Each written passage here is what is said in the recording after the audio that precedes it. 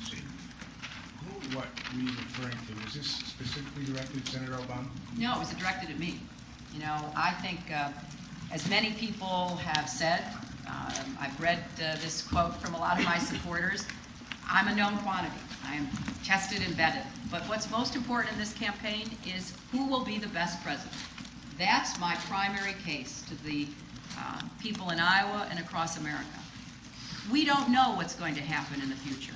And we need a president who is ready on day one for anything that could happen. You know, when George Bush was finally inaugurated president, we didn't know about 9/11. We didn't know about all that would come. We never know with any president. And so my primary argument is I believe that I am ready, day one, to be the president that America requires in this difficult and challenging time, to face everything around the world and to do the work we need done here at home. Could I add something to that? Sure. You know, I love that question because my daughter Cindy, who is really engaged in all this, said, Dad, said there's such strong candidates.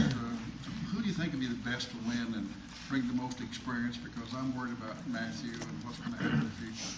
And so I started going through these things, and all of a sudden it was quite clear. We just hadn't announced, but you know, it was Hillary.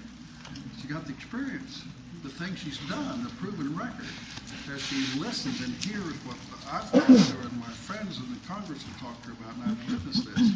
And so I went through this dialogue with my family, and I said, you know, I guess it kind of narrows it down. There's a strong slate of good people, but somebody emerges to the top, and it's Hillary. She can win for us, and we've got to win. Well, I'll go back and forth here, yes. Will you address the question that so many people are talking about right now, which is, does Barack Obama's past drug use hurt his electability? And is past drug use a fair issue? Does it matter? Well, as soon as I found out that one of my supporters and co-chairs in New Hampshire made a statement, asked a series of questions, I made it clear it was not authorized, it was in no way condoned, I didn't know about it, and he stepped down. You know, I want to keep this campaign focused on the issues that Leonard and I are talking about. Who would be the best president, and who is the best Democrat to nominate to get elected? I think there's a lot of work to do in this country. I understand that in the heat of a political campaign, we can sometimes look through the wrong end of the telescope. But as I look out, on January 20th, 2009, I'm going to have to start dealing with two wars, ending one as quickly as I possibly can and trying to salvage the other. I'm going to have to deal with the way we've alienated the rest of the world, all the people calling Leonard. They call me. What is going on in America? What are you going to do to repair the damage? We're going to have to keep faith with the American people, get this economy working for everybody, begin to reverse the inequity that President Bush has enshrined in our tax policy, and then take on the big challenges. This is a big job with a lot of big challenges, and I'm up for it, and that's why I'm making my case, and others are making their cases, and I want to keep focused on, you know, what I intend to do as president. But Senator, with Yes. respect, will you address the substance? On that question, when you say there are no surprises in my past, it implies a contrast with one of your opponents. Do you believe there are surprises in your opponent's past? You know, I'm only talking about myself. You know, I have said for months in this campaign, I am vetted, I am tested. The Republicans will go after whomever we nominate. I think all of you know that. Every single one of you know that. And I've been dealing with their incoming fire for 16 years, and I'm still here. And I think that voters should take that into account, because I've been through those fires, and I have emerged and not just survived, but thrived, much to their amazement and dismay.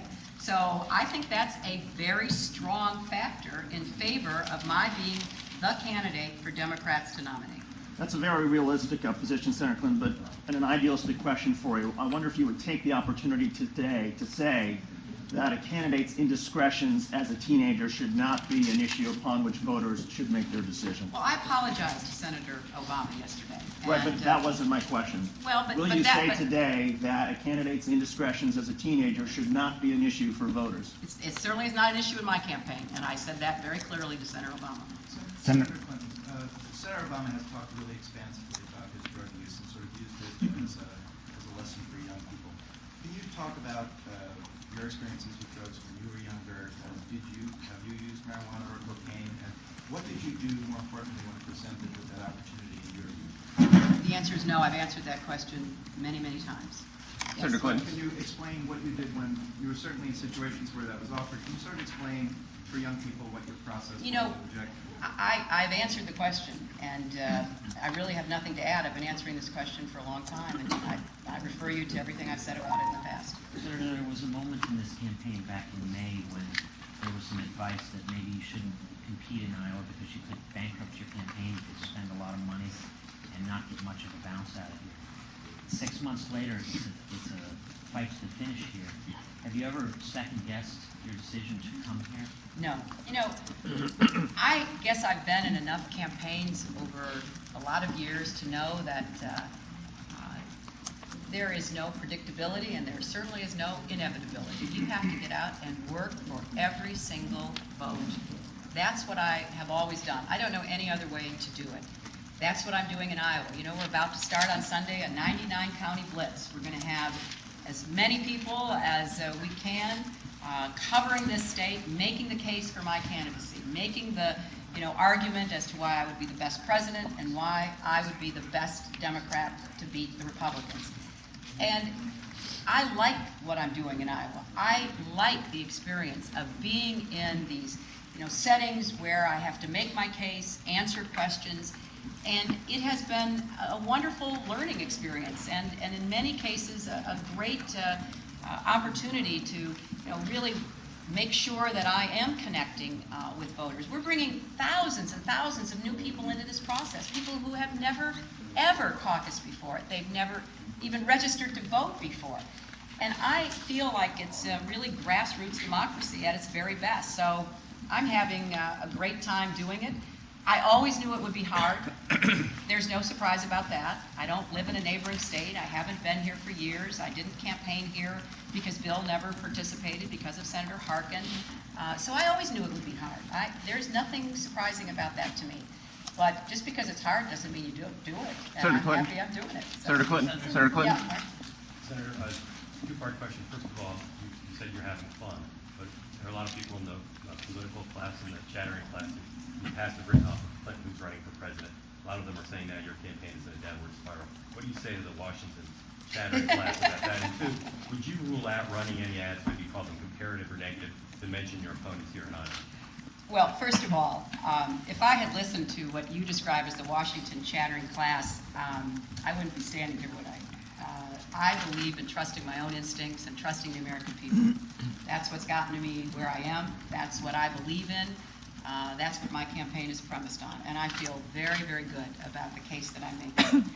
And, with respect to anything negative, I would be happy to enter into an agreement with everyone.